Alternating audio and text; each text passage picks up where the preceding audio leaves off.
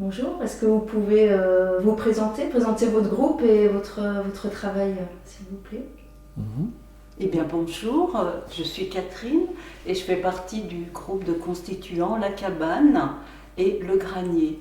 Deux groupes de constituants qui travaillent depuis presque 1 an et demi maintenant sur l'élaboration d'une nouvelle constitution voilà, au niveau de la Savoie. Alors je laisserai la parole à Pierre pour nous expliquer pourquoi la Savoie, pourquoi ce pays de la Savoie.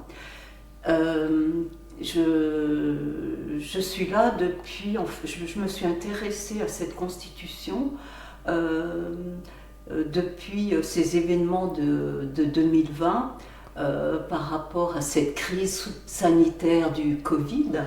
Et je me suis rendu compte qu'on n'avait pas beaucoup d'alternatives et j'avais envie je me demandais comment résister entre guillemets à tous ces pouvoirs politiques mis en place et c'est vrai que Pierre m'a demandé à un moment donné si j'étais d'accord pour participer à l'élaboration d'une nouvelle constitution pour la Savoie et c'est quelque chose qui m'a beaucoup plu. Je me suis dit, en tant que maman, en tant que mamie, et peut-être pour des futures générations, c'était important pour moi de pouvoir participer à cette création d'une nouvelle constitution pour la Savoie. Voilà. Peut-être que tu peux expliquer pourquoi la Savoie, l'histoire de la Savoie qui date quand même de... Oui, la Savoie a été le dernier pays qui a été annexé à la France. C'est une histoire pas très joyeuse pour nous, dans la mesure où on a été vendu, en fait. Donc notre pays a été vendu par notre roi à l'empereur des Français, Napoléon III. Et ça fait l'objet d'un traité. Et il se trouve que ce traité n'a pas été déclaré à l'ONU après la Deuxième Guerre mondiale. Et ça crée une faille, ce qui fait que le traité n'existe plus. Donc nous nous retrouvons dans une situation juridiquement au sens international du terme, où notre pays n'est plus annexé. Donc on revient sur notre liberté, notre indépendance, notre autonomie. Et de fait, ça nous positionne dans un cadre qui nous permet d'envisager une vraie possibilité d'être autonome, quoi. Et à partir de là, on s'est dit, il faut absolument qu'on crée notre propre constitution, qui nous donnera la base légale, le socle en fait, qui nous permettra de rassembler un maximum de personnes et puis de recréer notre vie, en sachant que, comme je le dis souvent, on en a un peu ras-le-bol d'être dirigé soit par Paris, soit par Bruxelles avec l'Europe. Ça ne nous concerne vraiment pas, on ne se sent pas là-dedans, et puis on sent bien le pouvoir qui n'est pas au peuple. Donc nous sommes repartis d'une constitution pour le peuple, par le peuple. Et en mettant en œuvre tout un tas de dispositifs qui nous permettent de garder le contrôle sur ça. À toi, Fred. Voilà, moi je m'appelle Friedrich, donc je suis d'origine autrichienne. Je viens du Tyrol. Et donc mon histoire de là-bas, c'est aussi que le Tyrol à une époque était séparé en deux, avec le Sud-Tyrol qui est devenu italien et le Nord-Tyrol qui est resté autrichien. Et ma famille a beaucoup souffert aussi de cette séparation, parce qu'ils ont dû partir dans le Nord-Tyrol. Mais ça, c'est l'histoire ancienne. Donc moi, j'habite depuis bientôt 50 ans en France et en Savoie.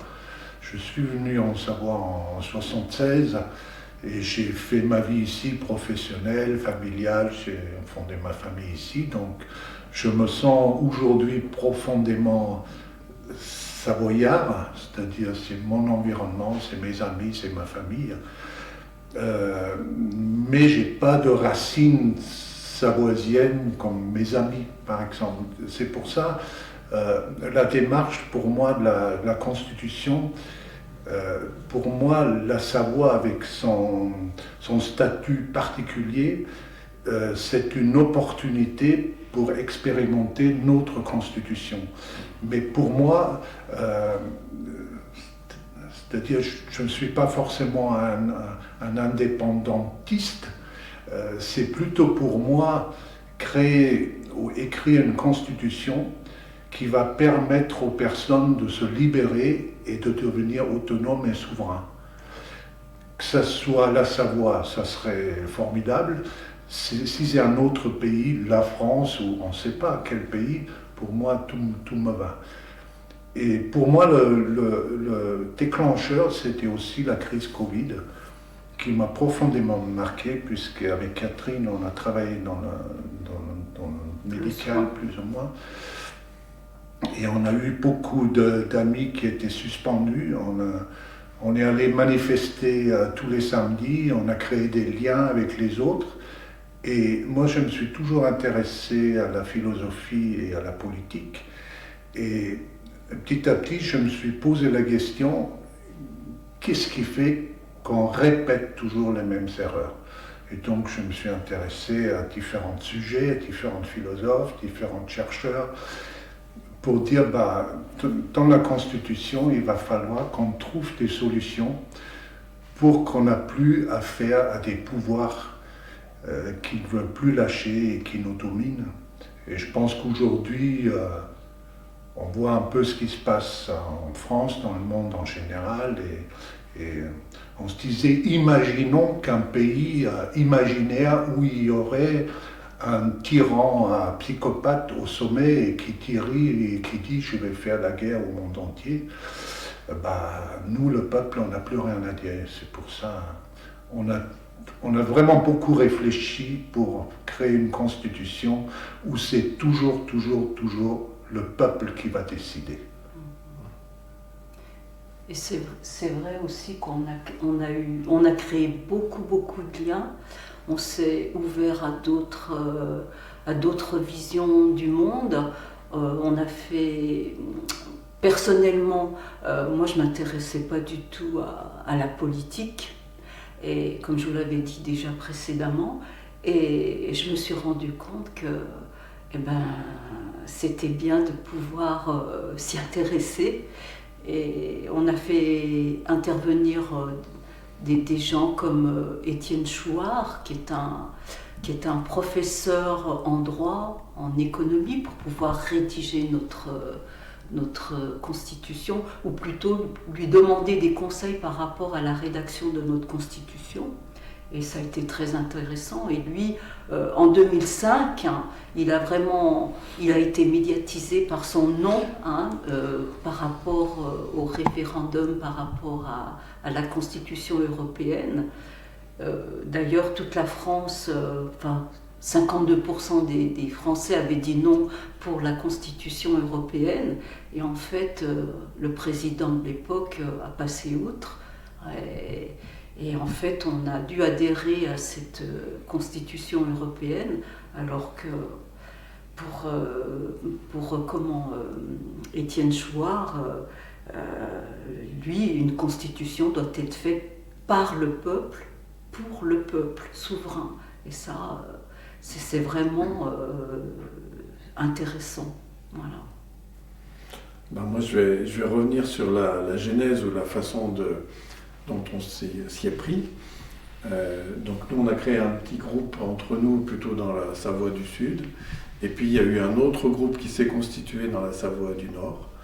Et on a travaillé chacun séparément. C'est-à-dire que ceux qui étaient les Hauts-Savoyards, eux, ils sont partis plutôt des anciens travaux de la Ligue savoisienne, qui était un grand mouvement populaire dans les années 90, qui avait vraiment pris une force, qui n'a pas perduré pour plein de raisons.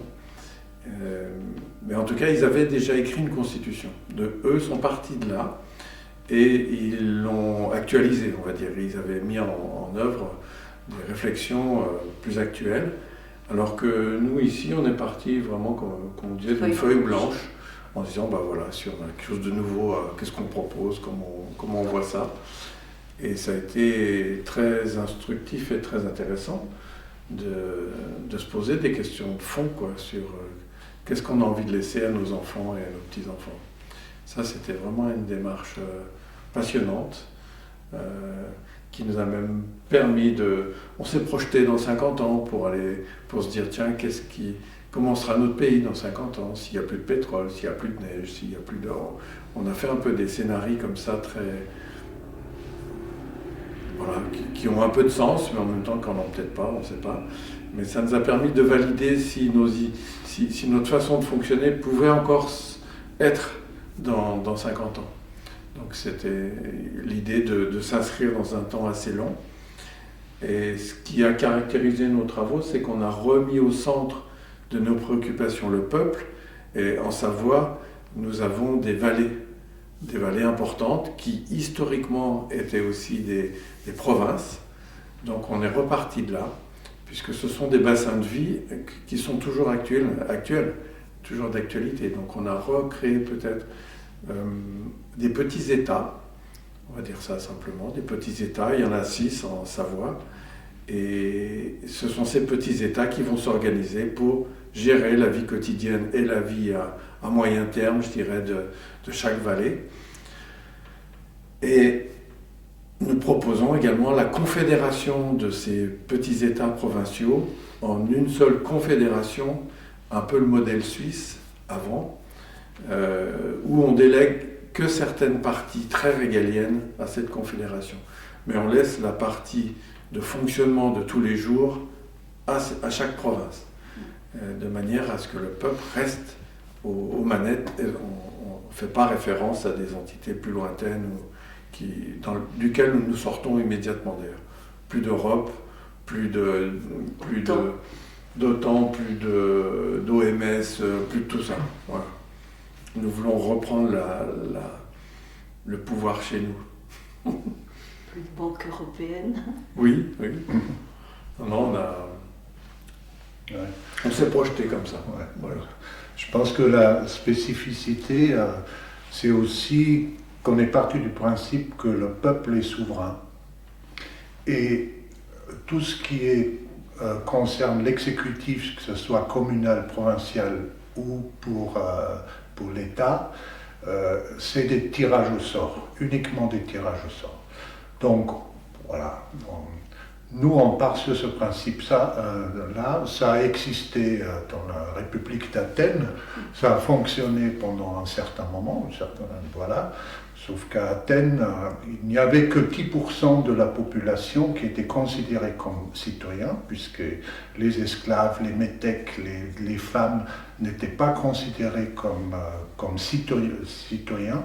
Donc eux, ils ne pouvaient pas participer au tirage au sort. Donc du coup, il y avait 10%, mais quand même c'était un tirage au sort parmi ces hommes-là, et qui était contrôlé par le peuple après dans les agoras. Et voilà, on pouvait critiquer, on pouvait faire voter des lois, des choses comme ça. Donc c'était déjà intéressant. Sauf que nous, on est allé plus loin.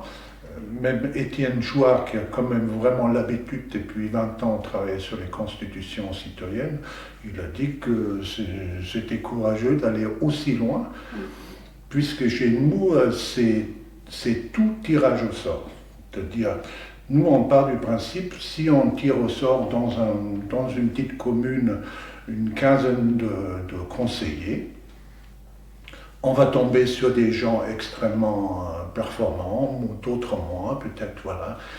Mais on part du principe, comme l'a déjà dit Rousseau dans son contrat social, c'est-à-dire le parti politique, c'est la passion, donc c'est les engueulades, parce qu'il faut être de toute façon en désaccord avec les adversaires, alors que dans un tirage au sort, dans une assemblée, en général, c'est la sagesse qui va à un moment donné dominer, et les passions individuelles vont se dissoudre.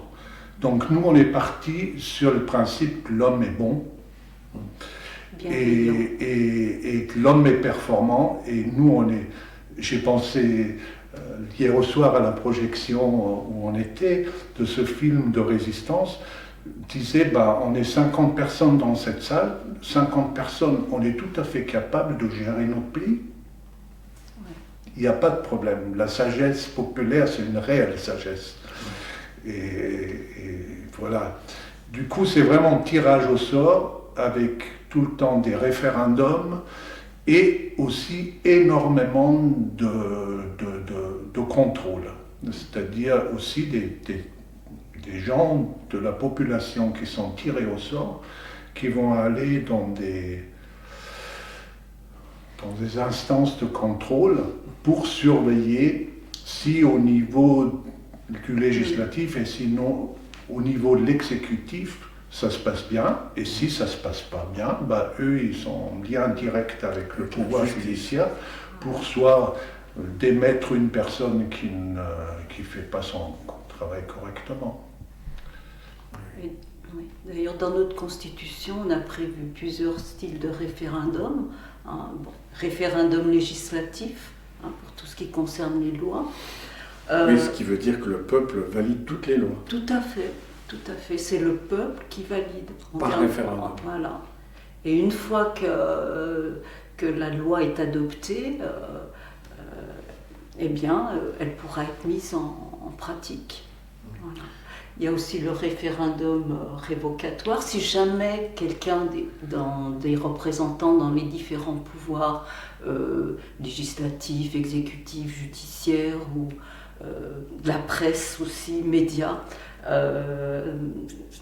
ne conviennent pas, on va pouvoir faire un référendum révocatoire pour ça. Pour se séparer. Pour se séparer de ce représentant. Voilà. Oui. Voilà. Il y a aussi le référendum au niveau constitutionnel pour ramener des modifications à la Constitution. Voilà.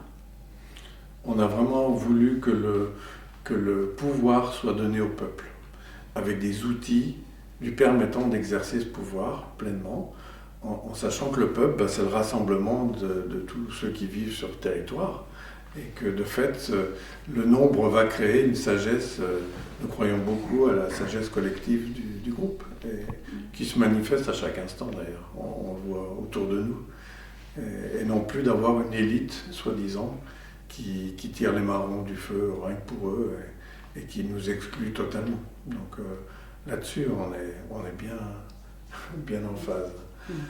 Et le fait de s'être rassemblés, justement, c'était très intéressant, le fait d'avoir été deux groupes qui se rassemblent, et on a vu comment on a eu plaisir à travailler ensemble, et ce qu'il en est émergé, c'est vraiment cette sagesse, parce qu'on ne se connaissait pas du tout, et le fait de travailler ensemble, hop, on a vu émerger quelque chose de très beau, enfin qui pour nous paraît très beau, et avec une vraie convergence, parce que c'était pas gagné a priori.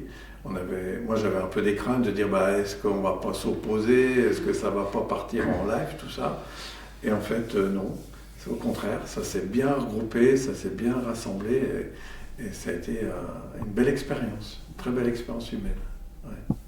Et là on a expérimenté d'ailleurs oui. Dans cette rencontre des deux groupes qu'on avait des désaccords dans notre démarche, et vu qu'on était un groupe, qu'on a discuté, qu'on était, des fois, on a argumenté. On a argumenté et tout. Et à un moment donné, c'était vraiment magique. Il y a quelque chose qui a émergé et on est parti sur ça et on l'a écrit. Et c'était formidable parce qu'on l'a vraiment expérimenté du coup dans la pratique. Et c'est vrai qu'il y avait beaucoup d'amour dans ces deux groupes. Et je pense que c'est très très important, le respect de l'autre, l'écoute. Et c'est quelque chose qui s'apprend en faisant un travail de la sorte. En écrivant cette constitution, on a vraiment expérimenté tous ces liens-là, on a pu les renforcer. Et c'était vraiment extraordinaire. Et en tout cas, moi je peux vous dire que je suis heureuse d'avoir pu participer à cette démarche et j'invite beaucoup toutes les personnes à faire cette démarche, d'écrire leur propre constitution, pourquoi pas. C'est très enrichissant, très intéressant. Et ça nous amène vraiment sur le chemin de la souveraineté. Oui. Parce qu'une fois qu'on a écrit ça, ça nous redresse, on se sent bien dans nos godasses, et puis il y a vraiment cet aspect de sentir notre pouvoir personnel qui est là et qui existe, quoi. Et qui se partage avec les autres, c'est magique, hein, c'est vraiment très beau. C'est vraiment une belle approche. Ouais. On peut que souhaiter que d'autres le fassent aussi, et il y en a d'autres qui le font. Hein, et nous, on est prêts à les rencontrer, à discuter, et à échanger. Et c'était Étienne Chouard qui nous racontait qu'il constatait lui aussi qu'en regroupant les gens, on converge naturellement vers un même domaine, vers une même vision. Et de fait, ça devient intéressant parce qu'on part chacun de notre côté et on arrive presque au même endroit. Magique. Donc voilà. Et du coup, le fait de partir d'un territoire régional comme ça, Oui. C'est vraiment en osmose, en correspondance avec ce modèle que vous avez développé. Il y a un lien entre les deux, ou est-ce que le modèle sur lequel vous avez travaillé peut être applicable à un territoire plus grand ? Nous, on pense que oui, c'est certainement applicable. C'est vrai qu'on a travaillé sur notre territoire, c'est celui qu'on connaît le mieux. Comme je disais tout à l'heure, avec nos provinces, nos vallées, qui sont très spécifiques.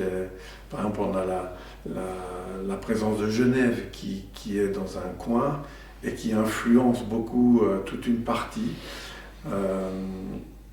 Et que ça n'a rien à voir avec, par exemple, les stations d'altitude, la Tarentaise, etc. On sent bien qu'il y a deux mondes très différents, et l'intérêt, c'est justement d'arriver à ce que tout le monde s'y retrouve, parce qu'on a créé des modules qui s'appliquent à chaque province. Et moi, je pense qu'après, c'est duplicable à plein d'endroits, ce modèle.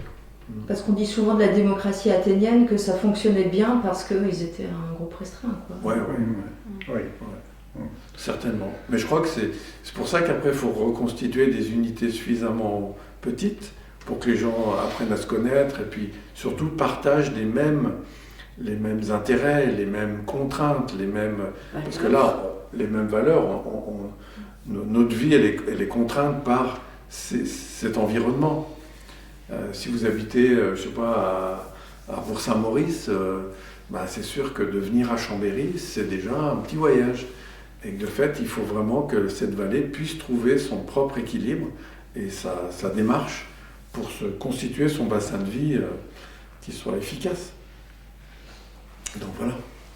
Et alors la prochaine étape, ce serait quoi d'éditer des papiers d'identité pour pouvoir les donner à ceux qui aspirent à cette... C'est déjà en cours, effectivement, de permettre à ceux qui se sentent savoisiens de faire la démarche de se faire, on va dire, référencer, puisque c'est sur cette base-là qu'on pourra faire les référendums, qu'on pourra faire les tirages au sort et qu'on pourra créer les chambres de contrôle. Donc et aussi faire les assemblées. Oui. Donc ce seront des petites assemblées provinciales, mais qui vont être le cœur du système, vraiment le cœur du système. Après, pour nous, la prochaine démarche, parce que là, ça reste du papier et du théorique, donc maintenant, ce que nous souhaitons, c'est tester en réel, de manière complètement, je dirais, parallèle avec le système français qui est toujours là, il ne faut pas se leurrer. Et nous, on va créer une petite assemblée, on va créer pour pouvoir tester, valider ce que nous proposons et le mettre en œuvre. Voilà. Donc c'est ça notre prochaine étape, qui va nous mobiliser beaucoup. Donc voilà.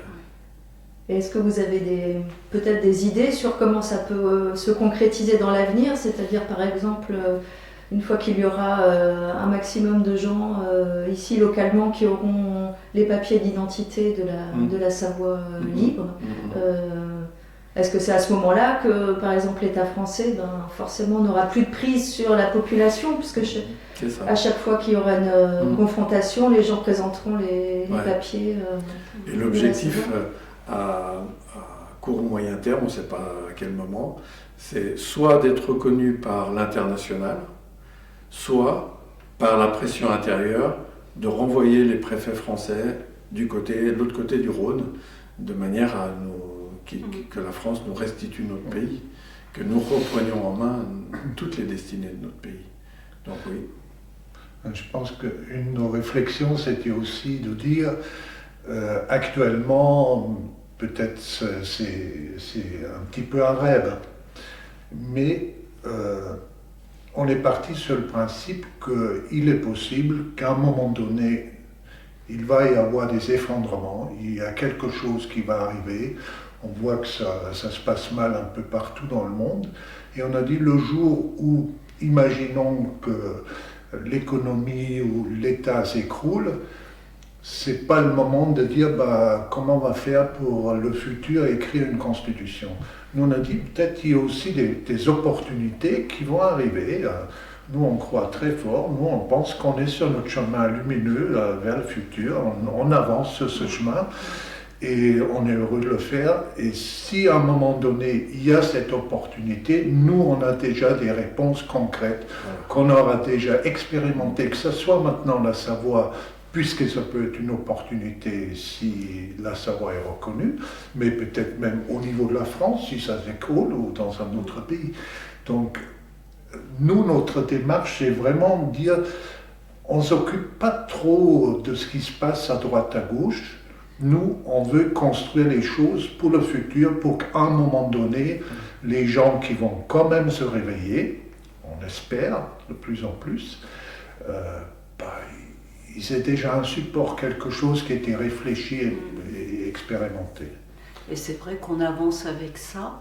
Et maintenant, on aimerait pouvoir diffuser un peu le travail qu'on a fait. Et c'est vrai que depuis cette crise Covid, on fait partie de pas mal de groupes, groupe Solaris, groupe Covid Soins, et on a créé beaucoup de liens avec ces gens-là qui sont vraiment intéressés par cette constitution et qui nous demandent de venir leur expliquer. Et je pense qu'on va pouvoir avancer, et c'est très bien. Il y a quelquefois, il y a des personnes qui disent oui, mais c'est un peu l'illusion, ça ne marchera jamais, les gens, on n'en a rien à faire de ça. Et nous, on part vraiment du principe que à partir du moment où on redonne la responsabilité aux gens, on leur explique qu'ils aient un pouvoir, qu'ils sortent de cette servitude volontaire décrite par des philosophes. C'est-à-dire, à un moment donné, on va quand même, peut-être avec cette constitution, faire comprendre aux gens qu'ils aient du pouvoir, que les tyrans n'ont aucun pouvoir. Nous, on est nombreux et si on fait des choses correctement, dans la joie, dans la confiance, c'est un rouleau compresseur qui va avancer et personne ne pourra l'arrêter. Donc nous, c'est un petit peu... Nous, ce qui nous intéresse, c'est notre fil conducteur, on peut dire, et on le dit à chaque fois, on avance et tant qu'on sent qu'on est heureux, que ça nous porte, la joie augmente la puissance d'agir. Et nous on dit, si on est joyeux, si on sent qu'on est dans le juste, dans la vérité, qu'on avance, c'est qu'on avance. Après le reste, on verra. C'est pas très important, mais on sait que ça se fera.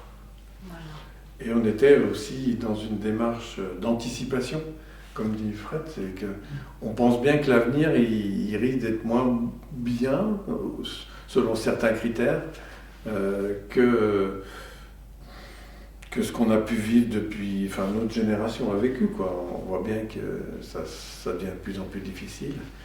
Et de fait, de se préparer et de créer les conditions qui permettront à nos enfants et nos petits-enfants de pouvoir vivre correctement dans notre pays, personnellement, ça me motive à fond, quoi. Si je peux laisser ça à mes enfants, c'est parfait. Voilà.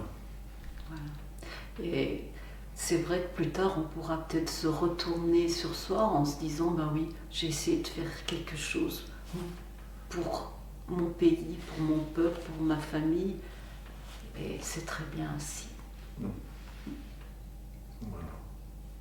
Bravo à tous les trois pour ce beau projet qui Merci. va sûrement devenir réalité. Merci.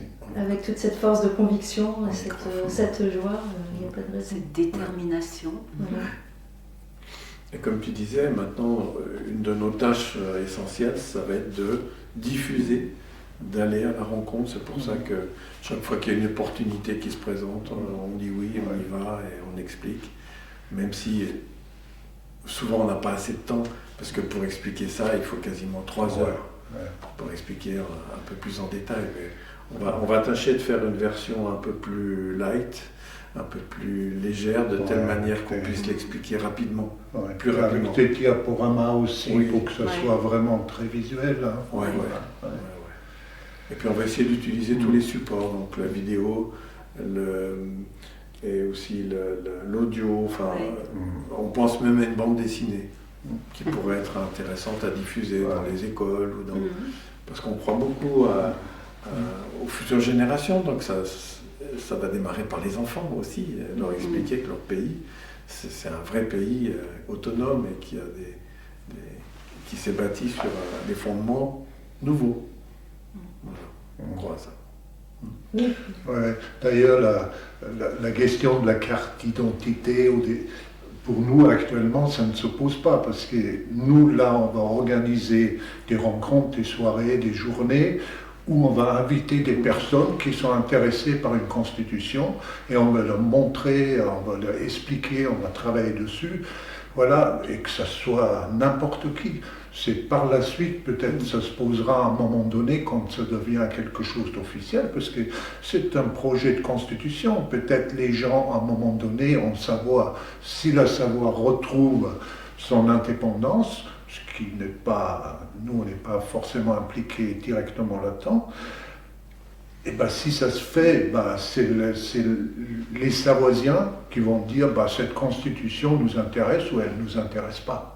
Donc pour le moment, nous ce qu'on veut, c'est partager avec le plus grand nombre pour intéresser le plus grand nombre de savoir qu'est-ce que c'est une constitution. Pour le moment, les constitutions étaient toujours écrites par les gens au pouvoir et ils l'ont toujours écrite pour eux. Donc là, c'est le contraire.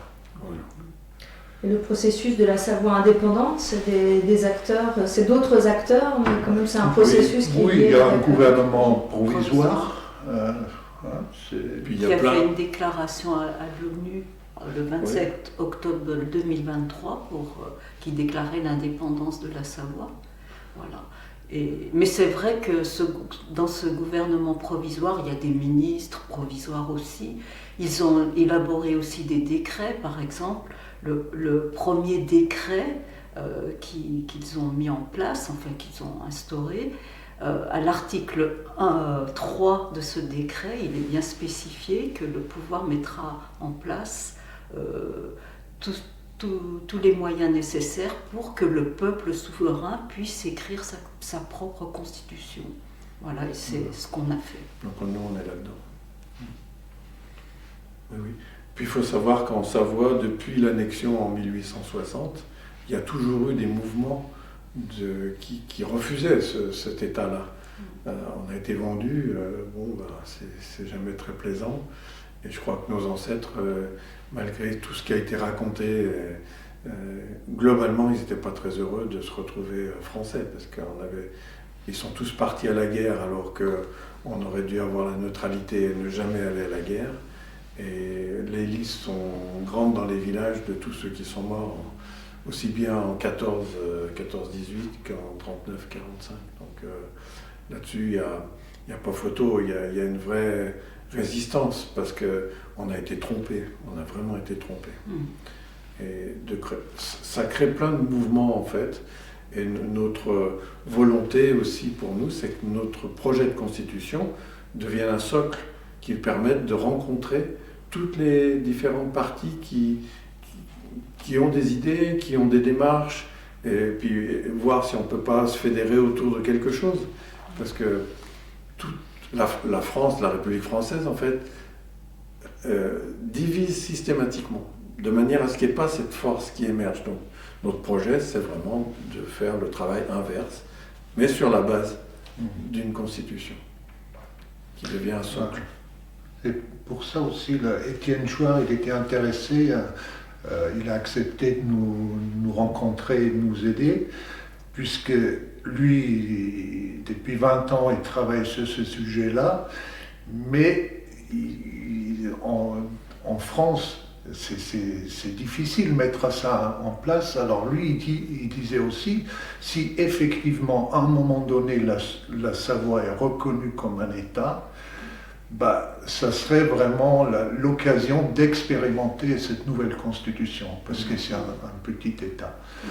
Donc voilà, c'est un espoir quoi, pour concrétiser, pour mettre en pratique. Donc vous êtes complémentaire quand même de ce mouvement du gouvernement provisoire de Savoie, quoi, dont les gens ont un peu entendu parler, je pense, il y a 1 ou 2 ans. On est complémentaires. Eux, ils sont donnés comme mission d'aller à l'international, beaucoup, pour que le pays soit reconnu à l'ONU, etc. Et puis nous, on fait le travail en interne, plutôt d'aller auprès du peuple, de manière à constituer un socle qui permettra à ce pouvoir d'exister et de se manifester. Donc voilà, c'est complémentaire. Oui, puisque la reconnaissance internationale, elle a eu lieu, puisque le gouvernement provisoire s'est autodéclaré. Disons elle a été déposée, l'indépendance a été déposée avec toute une liste de justifications qui sont des justifications juridiques, qui montrent bien que c'est comme le disait l'avocat, chacun peut reprendre les textes et arriver à la même conclusion. Et la conclusion, c'est que la Savoie n'a plus de traité d'annexion avec la France. Ça, c'est imparable. Donc, partant de cet état de fait, nous devons retrouver aujourd'hui notre pouvoir en tant que Savoie, qui a été un vieux pays de plus de 1000 ans d'existence, qui a compté en Europe, et reprendre en main notre destinée.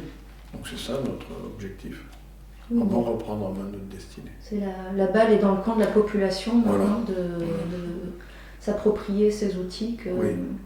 En sachant que nous avons été colonisés. C'est-à-dire que c'est la difficulté, il ne faut pas que je fasse bêtise.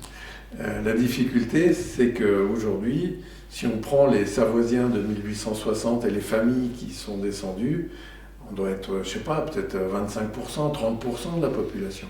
Il y a 70% de Français et d'étrangers qui sont venus habiter en Savoie. Alors, ils y ont trouvé leur compte. La Savoie y a trouvé son compte aussi. Ce n'est pas question de réfuter ça. Mais c'est montrer que si nous étions restés dans le même chemin que celui qui était le nôtre avant, nous aurions un pouvoir très différent. Et qu'aujourd'hui, il faut faire avec, et petit à petit, tous ceux qui sont venus en Savoie et qui s'y plaisent, rejoignent les rangs des Savoisiens pour défendre leur pays, leur nouveau pays. Voilà. Donc c'est un peu ça la clé qui va nous permettre d'exister. D'ailleurs, il y a quelquefois des incompréhensions quand on explique un petit peu les choses, parce que les gens disent oui, alors du coup, nous les Français, on va être étrangers. Je dis non, si à un moment donné la Savoie existe, il y a des gens qui sont savoyards, voilà, et ils sont savoyards, ils vont avoir la nationalité savoisienne. Les autres, comme moi, par exemple, je suis un Savoisien de cœur, je demande la nationalité savoisienne et j'aurai une double nationalité française savoisienne. C'est juste quelque chose en plus. Donc il n'y a aucun problème. C'est vraiment une ouverture vers la France, vers les autres pays. C'est pas un truc pour s'enfermer et dire on est les Savoisiens. C'est pas du tout ça. C'est pas du tout notre approche. Oui, de la même façon que souvent quand on parle d'indépendance, on pense tout de suite aux questions économiques. Oui. Et bien sûr, ne pas sortir du marché tel qu'il est dans un premier temps, c'est quand même indispensable de penser une autarcie, mais en même temps avec des échanges avec le reste des territoires. Absolument.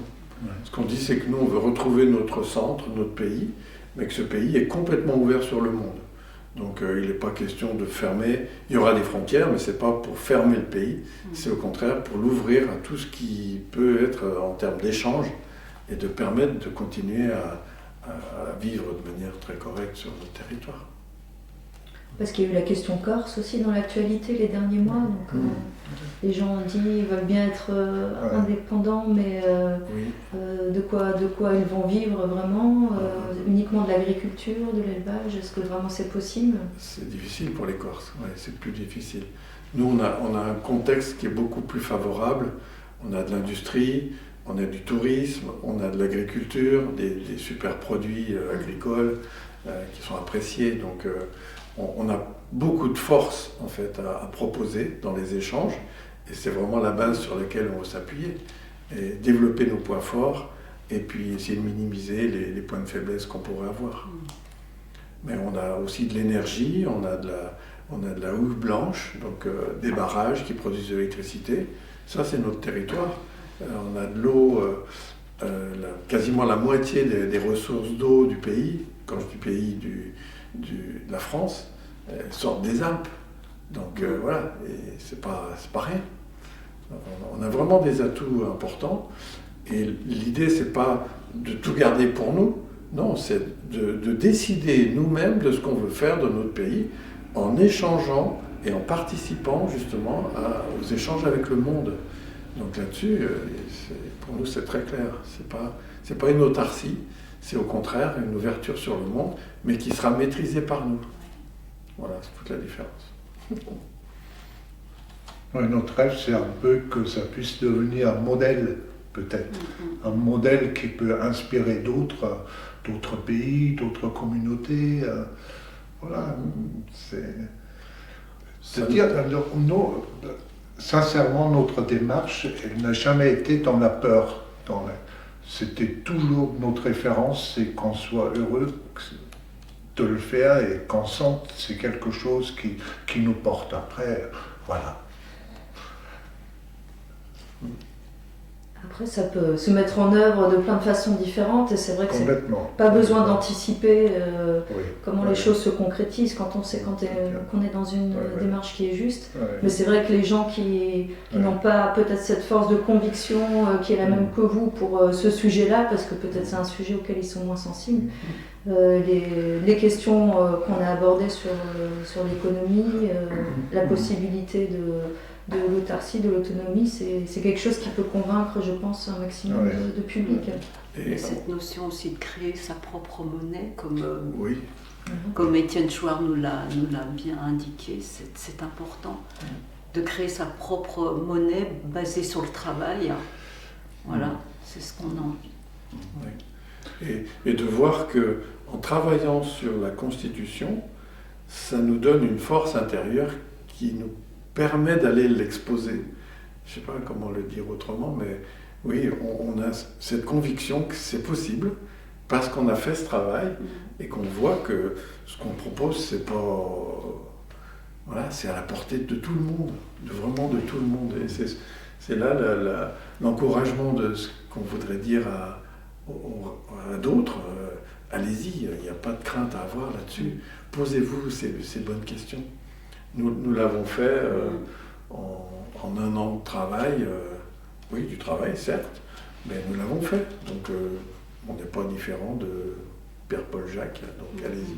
C'est vraiment à la portée de tout le monde que le peuple se mette dans la situation de se dire comment on peut vivre ensemble, qu'est-ce qu'on a envie de mettre en avant, et de fait, il y a la sagesse collective qui sort, comme un jus concentré qui viendrait, pof. Et ça, c'est assez magique. Et par exemple, dans le texte que vous avez écrit, est-ce qu'il y a déjà quelque chose qui est prévu justement pour la monnaie, la banque? Oui. On a créé un système on a imaginé un système plutôt que de le créer, qui nous permettra de garder à nouveau la mainmise sur notre monnaie, notre économie, notre façon de travailler ensemble. Et on s'est inspiré des travaux de différentes personnes, en particulier j'ai bouffé son nom, il faut couper. Tu parles de l'autrichien, non? Non, je parle de la française. C'est en lien avec... Valérie Bull. Valérie Bugeaud. Bugeaud, Ouais. oui. Pas totalement, mais en partie Valérie Bugeaud. Ouais.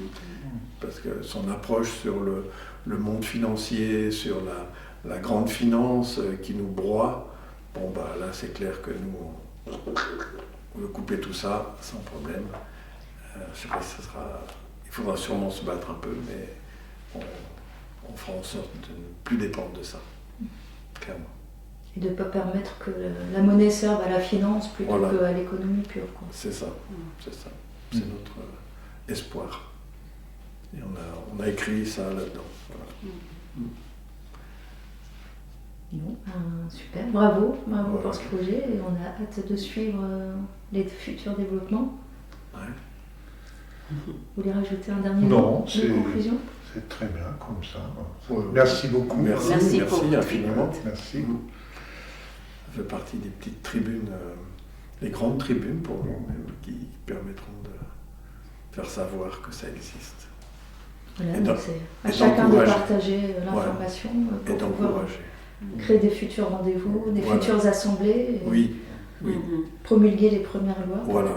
Ah oui, et puis c'est non seulement promulguer les premières lois, mais surtout supprimer toutes les lois qui ont été faites depuis 1970 Et les simplifier aussi. et simplifier tout au maximum, parce qu'aujourd'hui on nous a rendu hors la loi systématiquement pour nous diminuer. Ouais. Donc là, on va virer tout ce paquet de lois qui ont été faites depuis 50 ans et qui nous apportent rien du tout. Donc on va faire un gros tri là-dedans. Et comme les lois sont l'expression du peuple, elles seront Voilà. soumises à référendum, elles seront ou adoptées ou rejetées par le peuple souverain. Voilà. Et ce sera parfait. Et ça ne sera pas l'Europe qui viendra nous dicter Voilà. ce qu'on a à faire. Ou des experts qui utilisent le jargonnage pour Oui. justement couper, Bien sûr. faire comme si c'était l'affaire des experts et Voilà. que le peuple Et plus le était peuple. pas assez instruit pour Tout à s'en fait. emparer. Quoi. D'ailleurs, ça permet de dire que nous, notre constitution, elle est écrite avec le langage de tous les jours. Justement parce qu'elle est accessible à tous. Et ce n'est pas un truc juridique. Voilà. C'est bon. Merci à tous. Merci beaucoup.